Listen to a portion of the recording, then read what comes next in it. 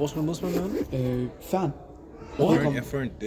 Den er... Skal du have et lift eller hvad? Hvad skal I lave?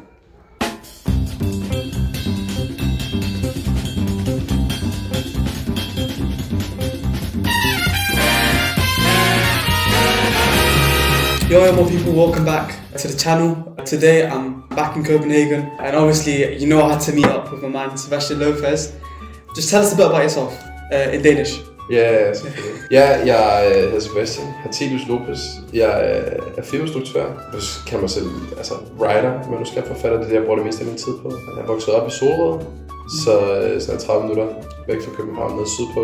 Og også lidt på Amager, min far som er kubaner. Jeg signede her hos Fern, hvor jeg laver film, og det er det, jeg bruger det meste af min tid på. Yeah. Where did it all start for you? Because you know, it's making this decision to make videos for different creatives.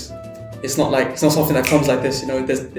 It builds towards that point. So, like, where did it start for you? Det værste, jeg ved det ikke helt sådan det. Jeg er ikke typen, der har et mega klart billede af min barndom. Det er ikke fordi jeg havde nogle mennesker omkring mig, som sådan gjorde det, eller jeg har aldrig rigtig kunne lide film. Så jeg var ikke sådan en, der spille film og sådan noget, kiggede mig i biografen, da jeg var yngre. Jeg ved, jeg godt kunne lide Bambi, da jeg var barn. Nej. Den der fucking dansk. Men så sådan, da jeg fylder 8 eller sådan noget, der bliver jeg fuldstændig forelsket i fodbold. Og det gjorde jeg blev forelsket i Cristiano Ronaldo. Nej, men det er rigtigt.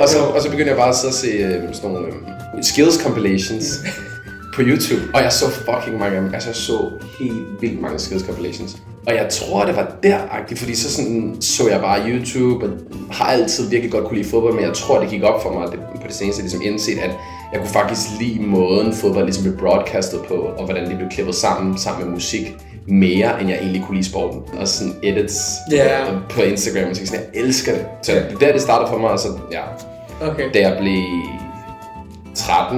12 tror jeg, så fik vi muligheden for at begynde at lave film i skolen.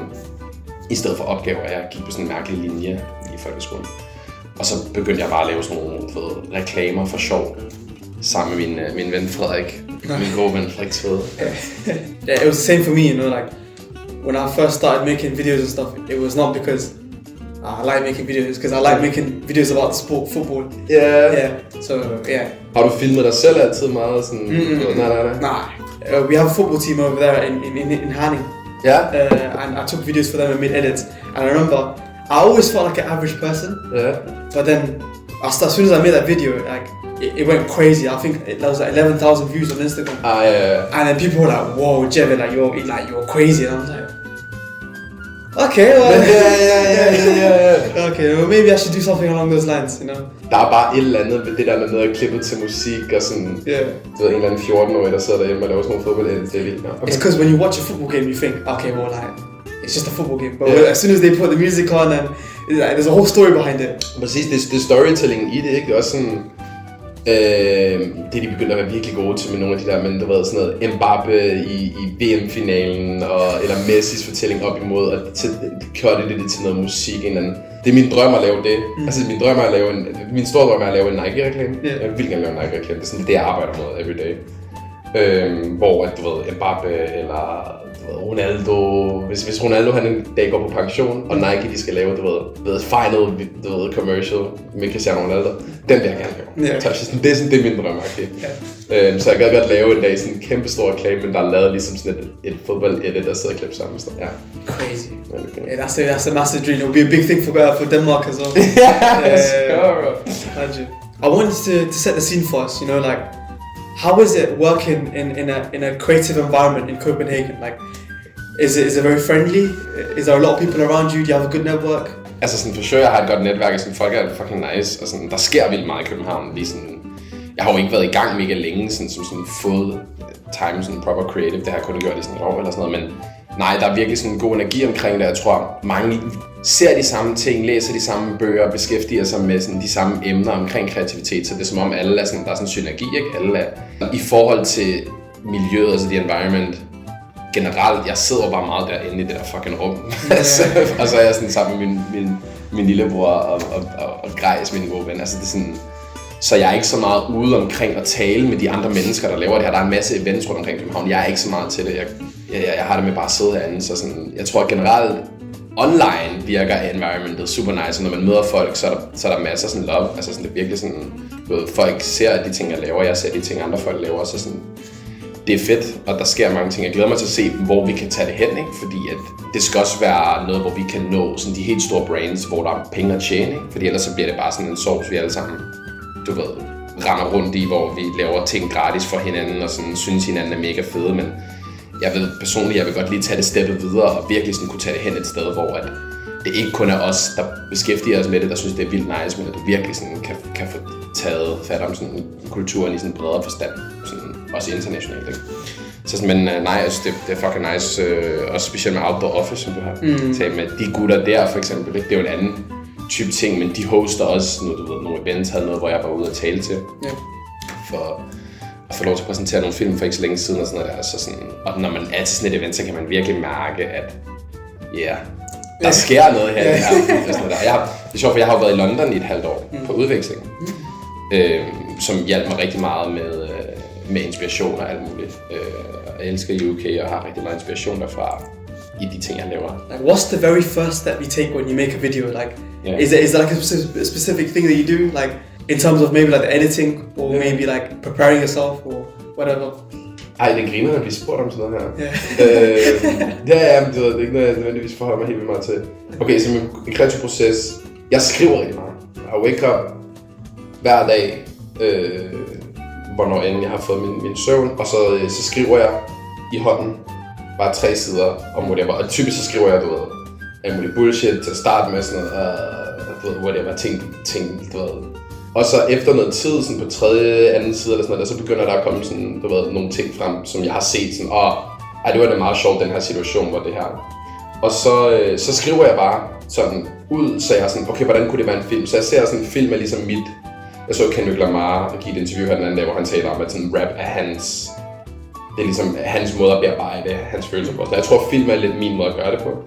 Og så rigtig meget med humor. Jeg kigger rigtig meget efter ting, jeg synes er sjove. Jeg kan godt lide bare. Jeg synes, alt er sjovt. Bam, bam, bam, bam. Og det bliver så til nogle idéer, hvor så kan jeg mærke, det er lidt en følelse, så kan jeg mærke, her, der kunne være noget agtigt. Og så skriver jeg det ned i sådan et dokument, jeg har, hvor jeg har sådan noget 150 idéer nu, hvor de bare ligger. Sådan, og nogle af dem er fulde idéer, andre af dem er bare en sætning. Ikke? Men det er sådan, en video skudt kun om natten, og det er en person, der er på vej hjem fra byen. Så bullshit.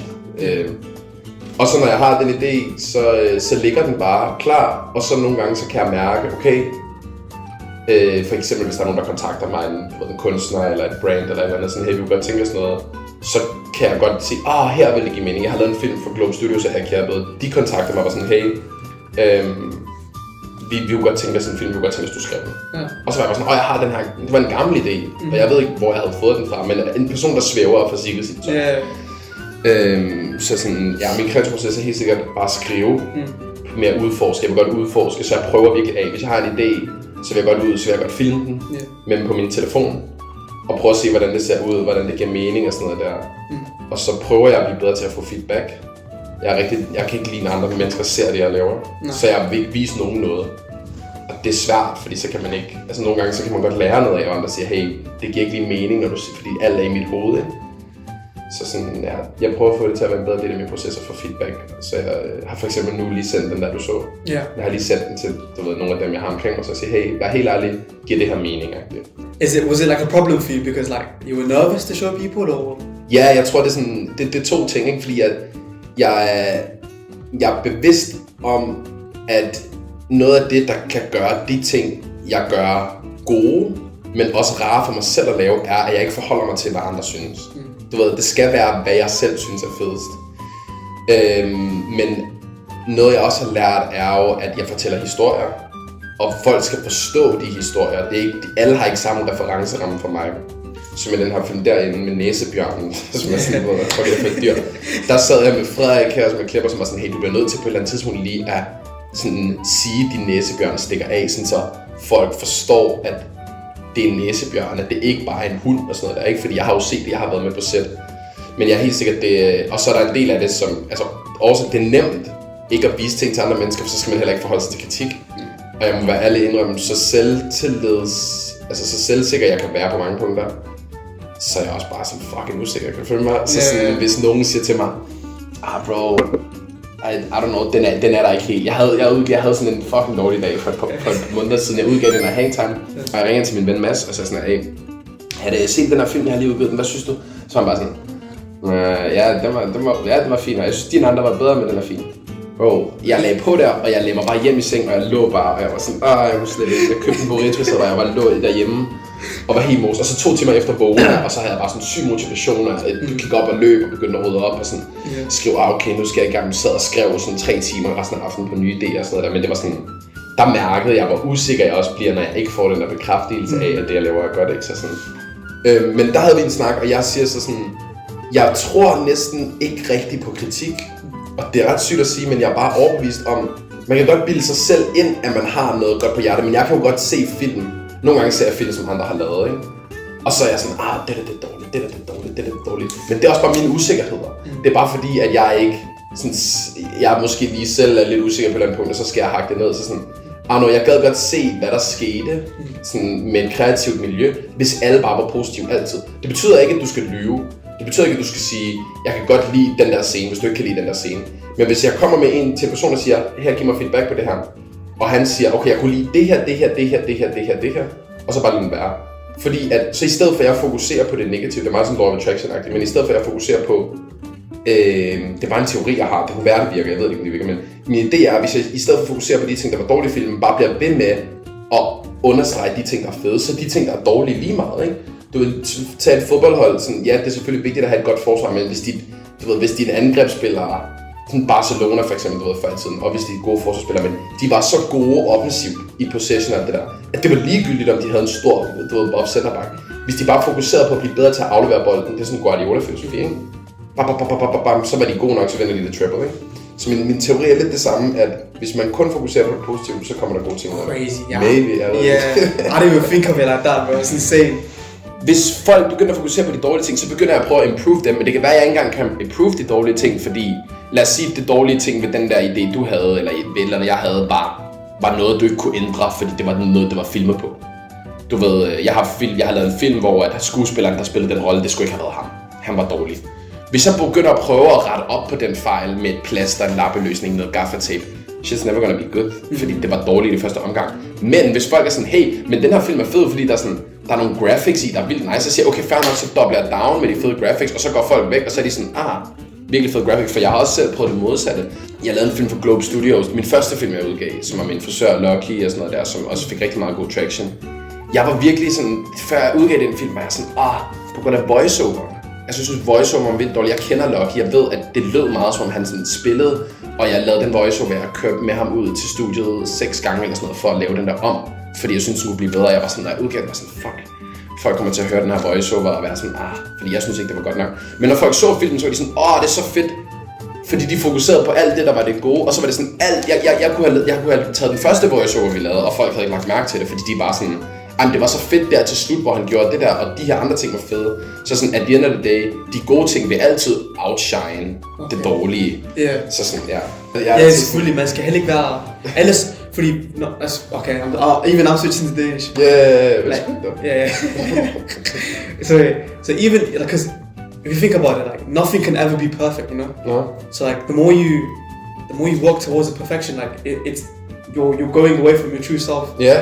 You know what I mean? Præcis, jeg er mega enig. Okay, this is what I really want to talk to you about this. Yeah. Like, the way you edit your videos is very, very different. Like, because you know when you take videos and stuff, it's hard to step away from the natural being. You know, like it's not like you take a video of something and it's like, okay, what? It's raw. Mm-hmm. But the way you edit it, it's like it's from a different dimension. Do you know what I mean? You know what I mean? Like, it's very cartoony. It's very like lively. Like, you know, it just looks like an amazing perspective of life, you know. Mm-hmm. And I just wanted to ask you, like, do you remember how you came up to the editing style, or is it just something that just comes to you naturally? Ja, det er sjovt, fordi at jeg hører det der rigtig meget. Vi havde sådan en branchefest på Fønland, hvor der også bare var en del, der kom op til mig og var sådan, din stil er sådan fucking fed. Og jeg ved ikke, hvad den her stil er, fordi nogle mennesker har jo arbejdet mange år på at udvikle en stil, og jeg begyndte at lave film rigtigt selv for et år siden. Min første film kom ud ikke engang for et år siden, i april sidste år. Nej, ikke engang, jeg tror senere. Juli eller sådan noget, så kun et halvt år siden. Jeg har ikke set mange film. That's the thing, så jeg har sådan svært ved at se, hvor det kommer fra. Men så i forbindelse med den her, jeg lige har lavet, så skulle jeg finde en reference på Graydon, og så ham, jeg har til at lave musik på det, Oliver Malone, han nævner Django. Okay. Og jeg har på fornemmelsen, så jeg har ikke set mange film, men jeg har set nogle film. Og de film, jeg har kunne lide allermest, er sådan Tarantinos The Hateful Eight og Django. Jeg kan huske, det er sådan en film, hvor jeg har siddet og koncentreret og set den, der var sådan 15 eller sådan noget. Jeg tror lidt min stil, så min teori er, at jeg fandt ud af det her i forgårs, men jeg tror min stil kommer fra Tarantino. Okay. Sådan, jeg tror, det er derfra, det kommer. Ja. Så jeg ved det virkelig ikke. Det er naturligt for mig, at det er sådan, jeg skulle gøre tingene. Og nu begynder jeg også at tænke over det. For nu så folk sådan, du har en stil, så sådan, fuck, jeg må hellere lave det i den der stil. Kan du mig? Men sådan, hvad er den der stil? Jeg ved det ikke. Jeg har en naturlig måde, jeg godt kan lide tingene på. Men jeg ved, at jeg godt kan lide teater. Jeg rigtig godt lide teater, sådan der var barn, kunne rigtig godt lide sådan noget. Men for eksempel Kiss on the Block, det er jo meget, jeg kan godt lide, at folk ved, hvor hvad er, når de ser en film. Så jeg kan ikke lide, når folk bliver desorienteret. Jeg kan godt lide, når folk, altså sådan, jeg kan ikke lide at klippe til en helt ny scene i en ny location. Jeg kan godt lide alt i en location. Og så tror jeg får meget inspiration fra virkeligheden. Så sådan, Kiss on the Block kom af at sidde og kigge sådan her, og så se, det er sjovt, hvis der sidder en der. Og så der også var en deroppe. Og jeg vidste ikke noget om kamerateknik, så det var Lucas, der fortalte mig, at der var en lang zoom, der kunne lave den der op i vinduet til min far. Det vidste jeg ikke engang selv. Jeg var bare sådan, okay, hvad kan vi gøre for, at jeg ser ham dernede, og så ser jeg ham deroppe, og så ser ham dernede. Så min teori er også, at sådan, det er meget sådan, jeg ser verden, og så fordi jeg ikke ved helt vildt meget om, hvordan man laver film teknisk, og jeg ikke ser helt vildt mange film, så tror jeg, det ender med at se anderledes ud. Jeg forholder mig ikke til nogle regler og sådan noget. Jeg bliver rigtig sur, hvis folk taler om regler, fordi jeg ikke ved noget. Jeg har Albert, min homie, som er en vanvittig dygtig fotograf, som jeg har skudt nogle ting med. Han er sådan, men det må du ikke klippe derfra i den retning, så skal du derover. Og så er jeg bare sådan, han har jo ret, fordi der er jo en årsag til, at der er regler, og jeg skal jo kende dem for brud, men jeg er meget sådan, jeg vil godt lide at lave tingene sådan helt umiddelbart, som jeg ser det. Og så er der jo en anden ting, er, at jeg laver nogle grafiske elementer i mine film nu. Sådan, du ved, graphics med sådan skrift og sådan noget der. Og det er bare kommet, fordi at den scene, vi skulle have haft oprindeligt til min første film, til introscenen, den gik ikke, som jeg gerne ville have den. Den skulle have været en solnedgangsscene, og det skulle have været flot belysning, men så var det virkelig dårligt, fordi det var for mørkt. Og så var jeg sådan, okay, hvad kan jeg tilføje her, som er fedt? Og så skrev jeg til min kusine, og så lavede hun de der graphics, og så var jeg sådan, okay, fair nok. That's nice, I really love that. Jeg er jo selv kubaner, og det minder mig om sådan afro-kubansk æstetik og sådan noget der, fra sådan billeder, der var i mit barndomshjem hos min far og sådan noget der. Så sådan, det er jeg også vildt inspireret af sådan noget der, så det er derfor, det ser sådan ud. But like, I remember the first time I saw it, like, is this guy Danish? I was like, oh, this is crazy. I was like, whoa. Fordi lige nu kan jeg godt lide, at tingene er korte, fordi det er også sådan, min egen attention span er cooked, ikke? Så sådan, jeg har godt lide at lave det sådan her, bam. Så kan du se den igen, så kan du lægge mærke til. Det vigtigste for mig er jo slet ikke det visuelle. Altså jo, jeg er meget visuelt båret, jeg kan godt lide det flot, men det jeg primært bruger min energi på, er jo at skrive handlingen. Til, okay, så sker det her, så sker det her. Det er det, jeg synes er det sjoveste. Hvor mange snakker om stilen, og så sådan, hey, men altså, jeg synes, det var historien, men det er ikke meget sjovt. Like, what's the biggest challenge for you as a director or a videographer? Jeg gør virkelig det her sådan 24/7. Jeg laver virkelig ikke andet. Altså jo, jeg hænger ud med mine venner og sådan noget, men jeg er meget seriøs omkring det. Jeg har meget store ambitioner om, hvad jeg gerne vil, så det smelter meget sammen med mit liv, så jeg tror, den største udfordring for mig lige nu er, hvordan kan jeg sådan, du ved, netop tjene penge på det og lave de her reklamefilm og sådan gøre noget, som andre mennesker synes er interessant, samtidig med, at jeg bruger det som terapi for mig selv. Jeg vil godt lave den der Nike-reklame, som jeg taler om en dag, men jeg vil faktisk lave den som et personligt, du ved, kunstprojekt, som jeg kan kigge tilbage på, når jeg er virkelig gammel, eller som, og være sådan, det var en true reflection af, hvordan jeg havde det på det tidspunkt, og der ligger noget sandhed fra mit liv i det, fordi jeg har nogle ting omkring ting, jeg har døjet med at tænke for mit liv, og sådan, som jeg vildt gerne vil kommunikere gennem min kunst. Altså sådan, det gælder, når jeg laver noget, og jeg så får kritik, skal jeg lade være med at lytte til den kritik og lave det for mig selv. Og så er der kunder, og hvis de siger, vi vil have det her hellere, skal jeg lade være med at lytte til det, og skal jeg måske lave mit eget personlige projekt, som har intet med nogen andre at gøre. Sådan. Det er helt klart min største udfordring med det. Okay, så den film er jeg virkelig stolt af. Og det endte med at blive et vanvittigt fedt projekt, så der kom jeg ligesom over det. Og jeg kom over det, jeg gik hjem, og så jeg var ved på vej i seng, og så var jeg sådan, jeg bliver nødt til at give slip, fordi jeg blev ved med at tænke over det, hvordan kan jeg komme på en idé, Og så var det først, så var jeg sådan, ved du hvad, jeg giver bare slip. Fuck it, det er lige meget. Og så lå jeg i sådan 2 sekunder, og så vågnede jeg sådan lidt fra at have sovet, og så gik jeg i gang med at sidde og skrive. Og så var det som om, boom, så faldt den bare ned. Dang! Yeah. Lige i hovedet på mig. Jeg kan huske, at jeg begyndte bare så flække at grine. Jeg begyndte bare at grine i min seng alene. Jeg var sådan, fordi jeg stod og det skal nok komme. Men time er bare sådan virkelig crucial. Du bliver nødt til at give stemme. Og hvis du prøver at komme igennem den der blokade for hårdt, ved at tænke dig til et eller andet, så sådan, det gad den bare ikke. Men så længe jeg blev ved med ligesom at være i flowet af det, jeg ikke, satte mig til at gøre muligt. Begynde at drikke helt meget alkohol, eller whatever det kunne være. Yeah. Men jeg bare sådan lod tiden bum, og så kom den. Og jeg, som jeg nævnte, jeg tænkte over det i morges, var bare sådan, what? Det der er jeg så stolt af, og det griner, at det der er resultatet af et øjeblik, hvor jeg troede, jeg havde ingen idéer, ikke? Yeah, for me, like, I do have this creative block, but sometimes but the worst part is that like, instead of actually doing something about it, I'm always scrolling for TikTok. Det er det, og jeg kan virkelig sådan, specielt når jeg er træt til det der, hvor jeg kan ændre, men jeg har sådan meget klare restrictions for mig selv på min telefon, fordi at, også med musik, jeg lytter heller ikke til musik, når jeg er sådan noget, fordi det er bare stimulans, så jeg skal lade dig være stille, fordi jeg tror på, at du ved, svaret ligger inde i dig. Det lyder som en eller anden forløvernes konge, ikke? The answer is in you. Men du ved, det er sådan, svaret ligger inde i, så du skal bare calm down, quiet everything down, sæt dig ned, luk dine øjne og bare mærke. Fordi at inspiration for eksempel. Nogle mennesker tror jeg bruger meget energi på inspiration, så sidder de, jeg ved ikke hvad jeg skal gøre, så sidder de og ser film og sådan noget. Bro, vi har alle sammen set 10.000 timer svær af film. Du har nok inspiration i din hukommelse. Du skal bare sådan access it. Din inspiration kommer ikke fra at se den nyeste, film, der er blevet lagt op på Directors Library eller et eller andet sådan, eller hvad en eller anden TikToker eller sanger har gjort. Sådan, din inspiration, hvis det skal være autentisk, må komme et eller andet sted fra noget, der fylder for dig, som allerede ligger, altså som inde i dig. Så jeg tror sådan det der, jeg tror virkelig meget, det er min egen, det virker for mig i hvert fald. As a creative, do you ever have this motive like, okay, well, I want to leave this behind once I'm done? Like, do you have like a message you want to give out? Jeg har et mål om at lave et værk, der taler om døden. Wow. Det er sådan, det er mit store mål, så det er det, jeg arbejder mig mod. Jeg er meget sådan, jeg prøver at lave alle de her film, som drager folk ind med humor og du ved, ting, som kan fange folk og sjove kameravinkler og sådan noget. Men når alt kommer til alt, så kunne jeg virkelig godt tænke mig at lave et stort værk, en film om døden. Ikke sådan mega seriøst, måske den der er sjov, men det er det, der har fyldt rigtig meget for mig. Jeg har døjet med dødsangst da jeg var yngre. Rigtig meget, været rigtig bange for at dø. Det er det vigtigste fakt i hele livet, at vi alle sammen skal dø. Og det er sådan, det føler jeg, at vi ikke forholder os nok til. Og det mener jeg ikke på sådan en, everything's very serious, mere på sådan en, nothing's that serious. Ja, bare sådan leve dit liv. Ja, men det er meget, altså sådan, om det er med relationships, du ved, dating og sådan noget der, eller om det kommer til selv bare døden, eller det du laver med dit arbejde, og sådan, det er bare sådan, nothing's that serious, det er bare sådan, det er vanvittigt, at vi alle sammen kan være her. Det er sådan, det er den dybeste sandhed i mig, det er sådan, jeg er så glad for at være i live og være her, og det vil jeg somehow gerne have alle andre også til at mærke, fordi jeg føler, at alt er for seriøst. Så sådan, det er sådan the core message, jeg gerne vil have. Og det er også derfor, at alt, hvad jeg laver, skal altid have sådan en funny slutning.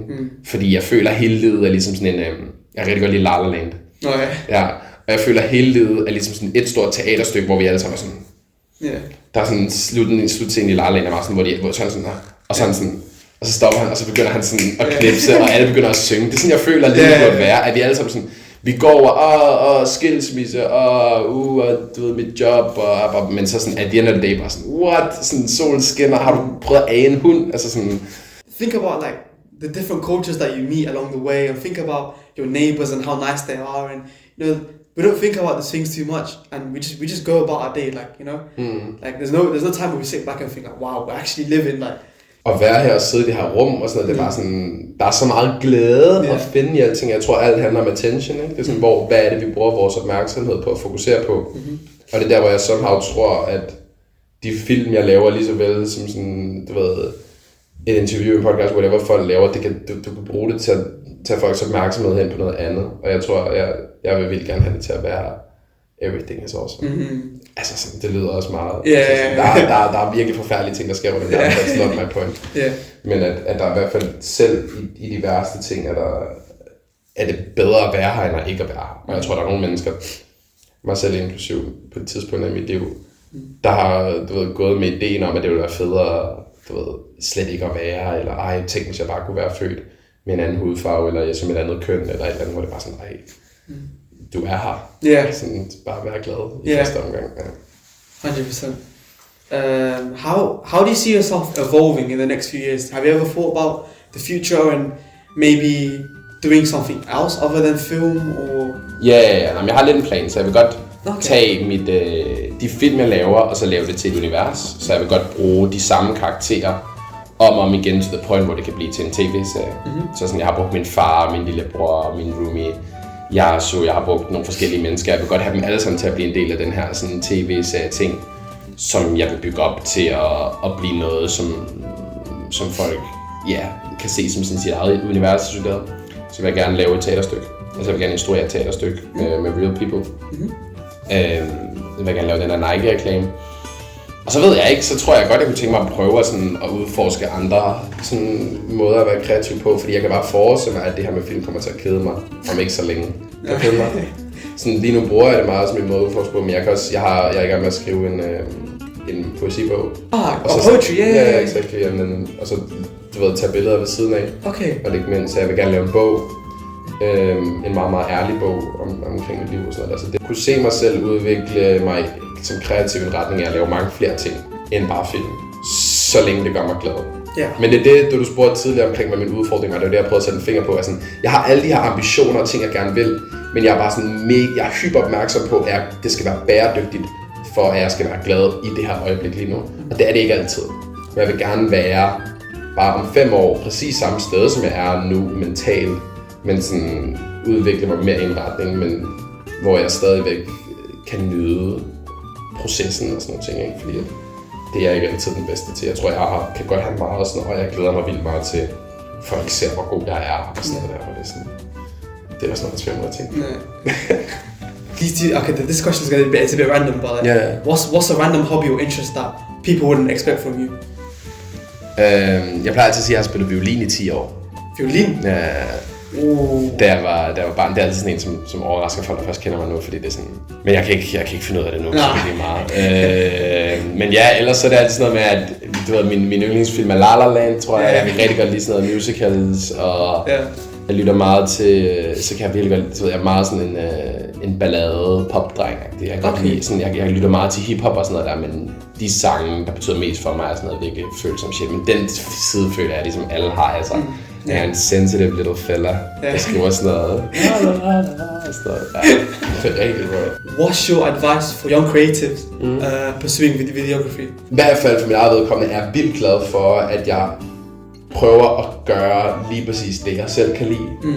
Virkelig prøver at være sådan stolt af det, som du ligesom kommer af, og så prøve at bringe det ind i det, du laver. Ikke? Hvor sådan, jeg har bare haft en periode i mit liv, for eksempel, hvor det der med, at jeg har en klassisk musikalsk baggrund med stryger og sådan noget, der var sådan noget, jeg vil være sådan lidt, og så vil jeg hellere være sådan lidt hiphop-agtig. Hvor at nu er det bare sådan, nu bruger jeg mega meget energi på, okay, sørge for at se, om jeg kan få nogle stryger ind i, mine værker, fordi det er det, der fylder, eller det er det, der føles autentisk for mig. Så jeg har også haft nogen, der kommer op til mig, for eksempel til der outdoor event, som også kom, og var sådan, der var bare sådan, alle kan jo godt finde en stil, der er mega speciel, hvis de bare gør, hvad det er, der fylder mest for dem. Fordi alle mennesker har en eller anden weird ting for deres barn. Hvis du har de ting, du er gået op i, sådan, men der er 100% et eller andet fra din barndom, hvor du tænker, hvis jeg viser folk det her, så vil de bare sådan, hvad er det for noget, du har set? Du ved sådan noget shitty YouTube-video, du prøver at sætte sådan noget. Prøv bare at tage det, og så bring det ind i det, du laver her. Det er helt klart. Helt kliché er det, stay true to yourself. Men der er mange, der siger det. But it's true though. You have to stay true to yourself, and it's very hard to do that with like all this pressure coming in, you know. Jeg vil gerne vil imponere andre mennesker, ikke? Fordi vi lever også i en tid, hvor lige så vel som alle andre tider, men hvor vores egoer fylder meget, vi vil gerne vil have, at andre mennesker skal se os. Det er jo også det her med at lave film eller content creation er det jo også sådan, at man gerne vil se, at man gerne have andre mennesker skal se, se hvad jeg laver og se. Og det er en god ting, det er naturligt for vores mennesker at gøre det der, ikke? Men det er et clash, det der med gerne vil se sig og have folk, de bekræfter ind i det. But I think that's all. Yeah? Yeah. Hey, tak. Yeah, crazy. But thank you so much. Honestly, you've been amazing. You know, I've the first time I saw that video, like the kiss on the block, yeah. I was like, I need to interview this guy. I was Okay, yeah. Bro, jeg er glad for det. Det er mit first in-person interview. Yeah, I can tell you're a very bubbly person, you know, like you've got this nice personality. I love it. Tak i lige måde, bro. Yeah, I think we'll call it a day. Thank you so much. Yeah, thank you. And yeah, we're off.